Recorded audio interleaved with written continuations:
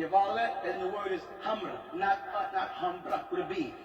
All right. These men were also paid large sums of money to go to Jerusalem to protect the holy sites while these people are fighting. Back then, they didn't have to worry too much about bombs. It was mainly to defend the temples and the priests against the rebels.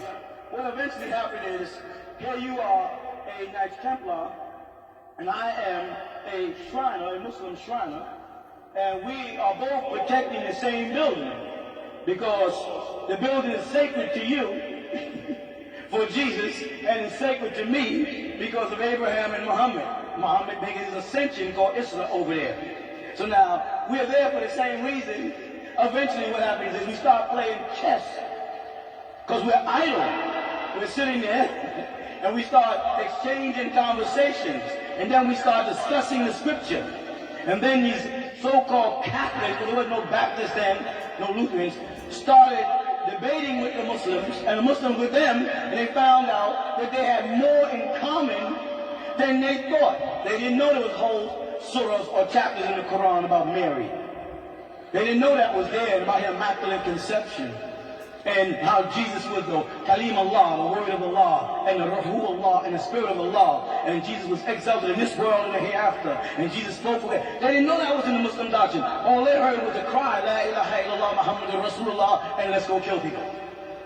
So as they started to meet, then some of the Knights of Templar became inquisitive about Islam, wanting to know more. They wanted to learn more about the prayer and the adhan and the iqamah and the muqtadi. And they tell them, well, before you do that, you got to take Shahada. Shahada is a word meaning bearing witness.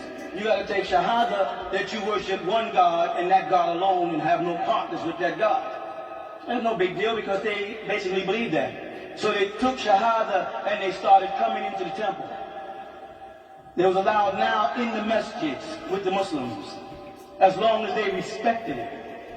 They knew that they wasn't devout. Some of the Templar started learning the Arabic language and starting to read the Quran in the language. They became the original Shriners. The story that the Caucasians give about beating in a restaurant and all that stuff is something they made up. You follow? They became the original Shriners there. Where it's the first time Caucasians or non-Arabs were allowed to wear the symbol. You right? And to be introduced to a small portion of the doctrine. They were given certain stories as symbols to test their loyalty.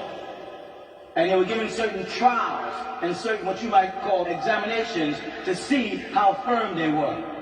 Before certain secrets could be passed on to them about the truth about Jesus and the truth about Mary and the truth about Judas.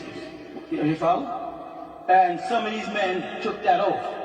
Eventually, the French Foreign Legion is formed. You follow what I'm saying? And these are supposed to be the French Orient